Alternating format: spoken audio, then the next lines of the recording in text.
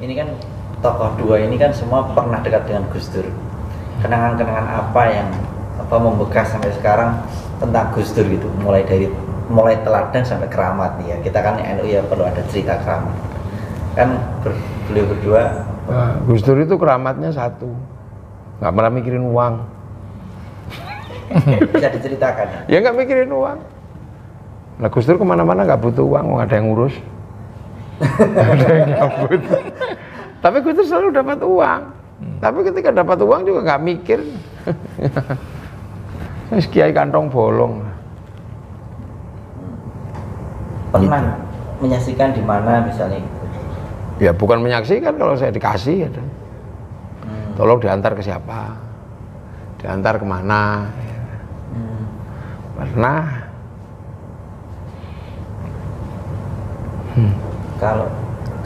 Kalau yang saya anggap itu bukan keramat tetapi kelebihan Gus Dur adalah dari sisi kesabarannya, ya, karena saya pernah mendampingi. Jadi kalau Gus Dur selama ini dikatakan orang yang sering marah-marah dan sebagainya, justru itu terbalik. Saya mendampingi Gus Dur dari Jakarta, ingin ke Magelang ketemu Mbah Abdurrahman Hudori. Saat itu karena PKB mulai ada saingannya, yaitu PKNU gitu. Nah, Mbah Dur itu menjadi salah satu yang disepuhkan di PKNU. Nah, inginnya Gus Dur ingin yang artinya apa ya, konfirmasi masalah PKB ini bagaimana biar tetap besar. Saya dengan Pak Irman saat itu mendampingi Gus Dur naik pesawat dari Irman Suparno. Iya, Menteri Transmigrasi. Ya, dari Jakarta turun ke Jogja. Padahal sudah sepakat itu Mbah Abdurrahman Hudori ya akan menerima jam 9. Terus ternyata ketika pesawat itu mendarat di Jogja jam 7:30 kalau tidak salah. Pagi ya. Itu diberitahu Mbah Dur tidak di rumah. Nanti Mbah Abdurrahman Hudori ngendikannya tidak di rumah. Padahal saat itu betul-betul sudah komunikasi antara beliau berdua itu. Nah, dalam hati saya, wong sudah janjian kok ditinggal pergi. Terus Gus Dur diberitahu Gus Yusuf, jawab Gus Dur enteng. Nggih pun nek mboten teng dalem memang dereng ditakdirke ketemu. Wis ayo ning Mbah Lim wae. Jadi tidak jadi ke Magelang terus ke Klaten gitu. Nah itu artinya tidak ada emosi sama sekali. Artinya ada perasaan atau ekspresi marah itu tidak ada sama sekali. Yo memang turun ditakdirke ketemu kali Ki Abdurrahman Hudori. Yuk ning Klaten wae wis. Ya itulah, jadi saya melihat berarti Gus Dur itu punya kesabaran yang tinggi sehingga tidak mudah emosi. Jadi keliru kalau orang mengatakan Gus Dur mudah emosinan, keliru. Itu kesimpulan saya bahwa banyak ya kejadian-kejadian. Nah terus juga tidak hanya sayang dengan umat NU, saya itu juga gumun orang seperti Gus Dur seperti itu. Ketika di Jogja sebelum ke Klaten, dari bandara langsung mampir ke Mbak Alisa saat itu.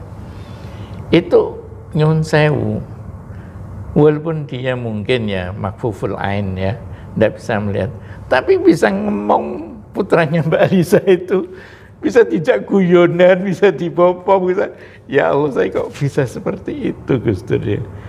Yang kayak gitu, calon mantan presiden, atau dengan anak kecil masih begitu bisa menyayangi, bisa ngejak guyonan dan sebagainya. Nah itulah saya katakan tadi bahwa dia punya jiwa sabar yang tinggi dan juga menghibur yang tinggi juga gitu. Makanya enggak pernah pidatonya Gus Dur kok marah, enggak, mesti menghibur. Meskipun itu ditujukan kepada seseorang atau orang-orang tertentu, tapi menyampaikannya dengan cara guyonan gitu. Gus Dur itu punya di Indonesia itu cuma punya bahasa dua. Satu bahasa Indonesia di Indonesia dan satu bahasa Kromo Inggil. Itu tidak pernah pakai bahasa Jawa Ngoko, bahkan terhadap anak kecil pun. Masuk gitu. Menyaksikan sendiri. Lah kok menyaksikan sendiri mana yang bentine ya roh. Maksudnya di waktu itu kan Gus Mami posisinya masih anak muda gitu. Enggak pernah. Ya sama saya kalau ngomong bahasa Jawa kayak bahasa Jawa halus. Oh. Betul, saya merasakan waktu saya sowan dengan Gus Nadif Zuhri untuk mendirikan PKB di Jawa Tengah. Gus Dur ya menyikapi waktu itu yang saya sebagai wakil ketua di PWNU, Gus Nadif sebagai Katib Suriah PWNU. Ketika menyampaikan ini, bahasanya Gus Dur leres. Tidak ada yus kowe wis ngurusin ndak, tapi Jawa Tengah PKB kula serahkin jenengan. Bahasanya seperti itu. Ya. Jadi artinya walaupun dia posisinya sudah menjadi Dewan Suro ya waktu itu ketua umum Dewan Suro. Ya, iya seperti itu, betul. Memang sangat menghormati dalam berkomunikasi itu, sangat hormat menghormati orang lain. Apa pelajaran lagi Gus Mafik yang dirawat Gus Dur, dibesarkan? Ya Gus Dur itu nggak pernah bisa lihat penderitaan, walaupun bohong. Maksudnya? Jadi misalnya ada tamu cerita tentang, udah tahu tamu itu bohong, tetap aja dikasih sangu. Oh gitu? Loh iya itu Gus Dur. Kayaknya gitu, Gus ini ku bohong, ini ku goro. Ya. Ya pun lah, tugasnya dia goro, tugasnya kulo ngenehi. Saya pernah juga itu waktu itu dengan sekretaris PWNU saat itu, yaitu Pak Nasuha Mahali. Dia ke taman waktu dia baru saja mendapatkan hadiah dari Mak Saisai dulu itu. Apa? Dari apa? Dari Filipina itu. Itu apa ya? Kayak Nobel gitu lah. Nobel, hadiah Nobel. Terus tiba-tiba ada orang datang mengaku orang Malaysia dan mengaku ayahnya dia sahabat Mbah Wahid Hasyim gitu. Ya dalam rangka syukuran untuk mengakrabkan silaturahmi itu, ya diawali dengan mengadakan pesta, diundang, Gus Dur diundang gitu. Terus tapi hari berikutnya sudah mulai pinjam uang gitu, pinjam uang sekali dikasih, sekali dua kali dikasih, sampai yang ketiga kali diingatkan Gus Dur, Gus apa orang itu nggak nipu Gus? Jawabnya dengan enteng, ngerti aku nek nipu aku. Ngapusin. Tapi udah keluar berapa saat itu 600 juta gitu, ketinggalan 600 juta. 600 juta hadiah dari Filipina itu. Jadi Gus Dur itu tahu pelajaran, dan itu saya sering pakai. Kita sering pakai. Ada orang bohong itu bukannya kita nggak ngerti. Dan kadang dia semakin pede. Kalau dipikirin itu Gus Dur nggak ngerti. Dan saya juga kadang menikmati kalau sekarang misalnya saya dalam posisi sekarang ada orang dia merasa lebih hebat apa. Tapi bohong, saya menikmati itu. Ya, syukur. Jaluk sangu, ya sangu. Saya kadang tak contoh juga. Tapi kan yang buat nyangoni ada. Nah ya itu untungnya Allah itu milih saya yang kebagian nyangoni, bukan yang disangoni.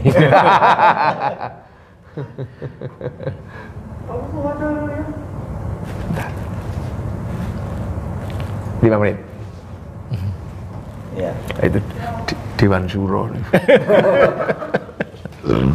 Jadi kula niku Suriah niku mustasar.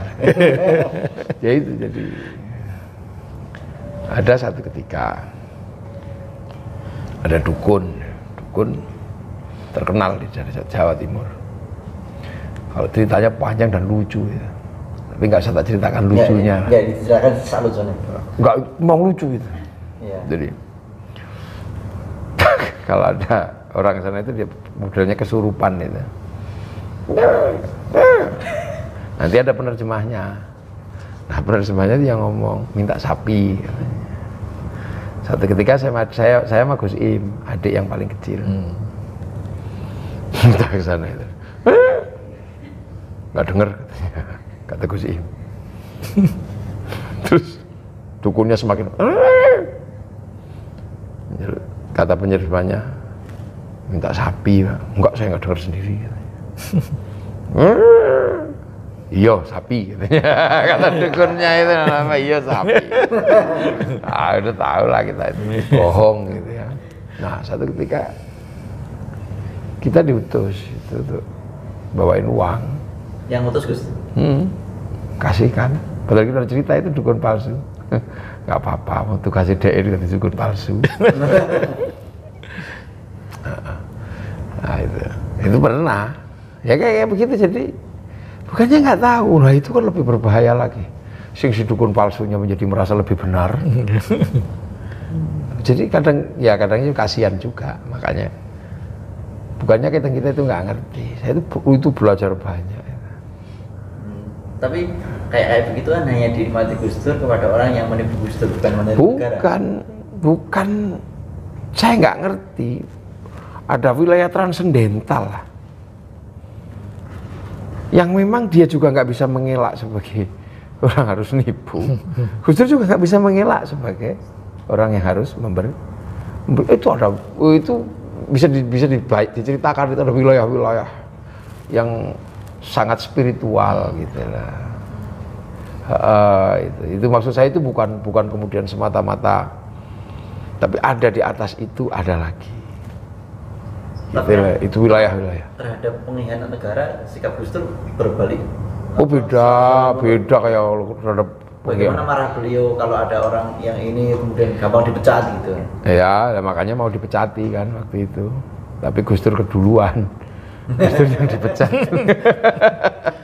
Jadi makanya kadang saya lihat terakhir kan buku Menjerat Gus Dur itu bagus. Tapi kan yang harus diingat bahwa Gus Dur itu juga pemimpin negara dan politisi.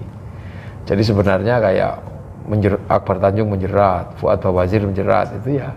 Sebenarnya Gus Dur juga pengen menjerat mereka, cuman keduluan. Itu makanya itu kan jangan dilihat sebagai sesuatu yang statis. Persekongkolan Megawati, Amin Rais, Akbar Tanjung jangan dilihat sebagai sesuatu yang statis anak muda. Kenapa? Karena habis itu toh yang memenjarakan Akbar Tanjung juga Megawati kan. Jadi politik itu dinamis. Jangan lagi kemudian dikotomi HMI, PMII. Karena setelah itu Mahfud MD juga ketua kami. Itu kan nanti dinamis saja melihat itu. Sampai kemudian SBY jadi presiden. Ya apapun ceritanya dia jadi presiden. Kemudian misalnya di tubuh NU ya Caimin. Kemudian yang menyelamatkan lah dalam situasi seperti itu menurut versi Caimin. Menurut versi Gus Dur ya beda lagi. Nah sekarang kemudian ada cerita tentang karma Gus Dur terhadap Pak SBY karena di kudeta sama Pak Muldoko ya itu dinamis, makanya nggak usah terlalu kemudian ini pengkhianatan. Politik itu dinamis. Siapa yang punya negara, nah dia itulah nanti yang akan mengatur rule of game.